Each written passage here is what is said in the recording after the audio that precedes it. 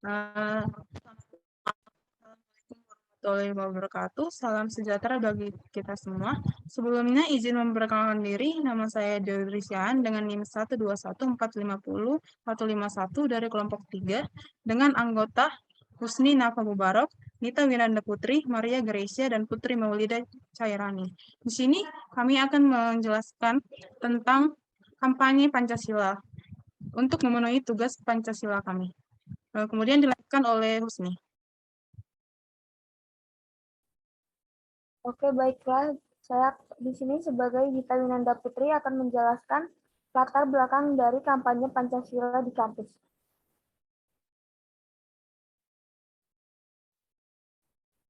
Pancasila sebagai pandangan hidup, kompas arah tujuan bernegara dibuat untuk mengetahui masyarakat sesuai dengan kelima sila dan norma-norma di dalam berkehidupan sosial. Tetapi, tidak banyak orang yang menyadari apa makna Pancasila. Itulah mengapa Pancasila sebagai dasar negara makin jauh dari kehidupan berbangsa di negeri ini. Dan Pancasila yang diharapkan menjadi perekat malah membiarkan Indonesia cerai-cerai penuh kekacauan. Untuk kembali menggali keingintahuan dan kesadaran diri apa makna Pancasila itu sendiri, dibutuhkan pemahaman makna kelima sila Pancasila terdahulu. Pancasilanya Indonesia yang sebenarnya seperti yang dicita-citakan oleh pendiri bangsa ini. Nilai-nilai Pancasila belum menjadi habitus bagi masyarakat di Indonesia. Habitus berpancasila ini belum tertanam kokoh dalam pelembagaan di bidang politik, hukum, ekonomi, dan budaya, termasuk lembaga-lembaga pendidikan.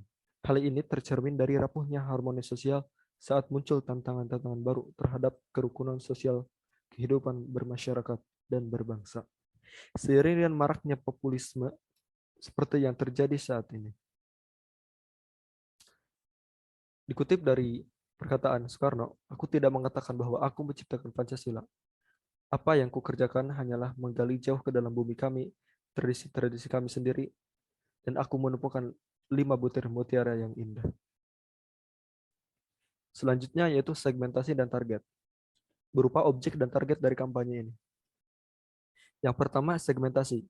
Segmentasi dari kampanye ini berada pada 3 poin. Yang pertama yaitu mahasiswa aktif Institut Teknologi Sumatera, dosen atau tendik Institut Teknologi Sumatera, dan yang terakhir pegawai atau tenaga kerja di Institut Teknologi Sumatera. Selanjutnya target.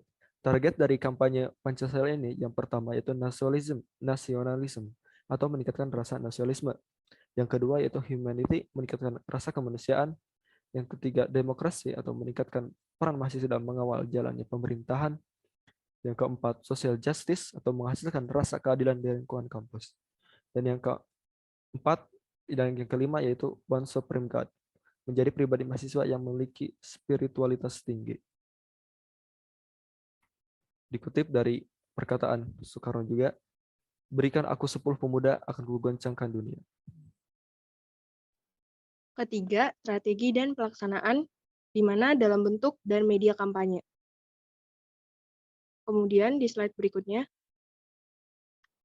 pengertian strategi dan kampanye. Menurut KBBI, strategi adalah ilmu dan seni menggunakan sumber daya bangsa untuk melaksanakan kebijaksanaan tertentu dalam perang dan damai. Dalam pengertian umum, kampanye adalah serangkaian acara yang semuanya telah dirancang untuk berkomunikasi dengan audiens tersebut.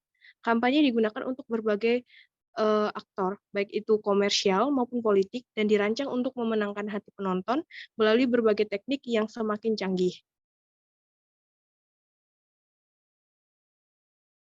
Kemudian perlu diketahui ada beberapa strategi yang dibutuhkan saat berkampanye. Yang pertama adalah analisis kondisi. Dalam mengawali suatu kampanye diperlukan pemahaman situasi yang sedang terjadi dan yang akan terjadi di lapangan. Yang kedua, perlu pemahaman tujuan kampanye, di mana tujuan kampanye ini sendiri adalah untuk mengunggah isu tertentu dengan menyampaikan informasi ataupun gagasan sehingga masyarakat berpihak kepada yang melakukan kampanye. Kemudian poin yang ketiga, mengenal sasaran audiens kampanye. Mengetahui dan mengenal kepada siapa kita berkampanye adalah salah satu poin yang tak kalah penting juga, misalnya kepada mahasiswa, masyarakat umum, dan lain-lain. Yang keempat adalah tactical planning. Perlunya menyusun hal-hal yang akan dilakukan, pembagian tugas, pemilihan media yang sekiranya akan dilakukan saat kampanye, dan lain sebagainya, merupakan bagian dari taktik perencanaan saat berkampanye. Kemudian yang kelima, pemilihan waktu kampanye. Dengan penentuan waktu kampanye, Izin melanjutkan, dengan menentukan waktu kampanye yang tepat, memungkinkan keberlangsungan kampanye dapat berjalan sesuai harapan. Yang keenam, pemilihan sumber daya berkualitas.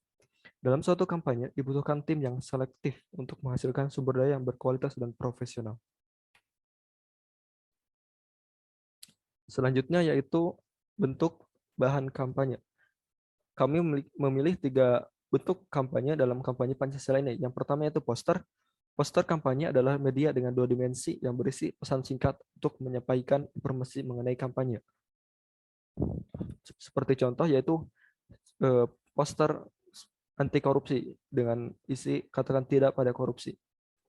Yang kedua yaitu video. Video kampanye biasanya digunakan untuk kampanye melalui media online atau sosmed seperti YouTube. Yang ketiga yaitu pamflet.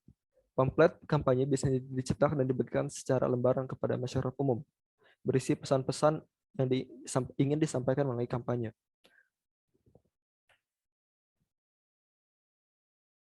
Selanjutnya ada tips and trick kampanye di media sosial. Yang pertama, targetkan audiens yang lebih spesifik. Yang kedua, susunlah strategi digital campaign.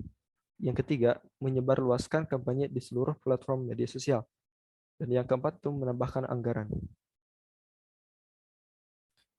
Nah, salah satu media kampanye yang menjadi fokus kami yaitu kampanye melalui medsos atau media sosial.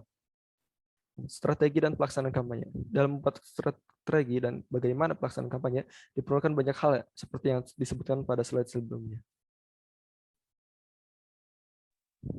Baik, selanjutnya adalah hasil dan evaluasi. Secara umum, kampanye berfungsi sebagai media informasi agar masyarakat lebih tanggap terhadap isu-isu tertentu yang disampaikan dalam kampanye.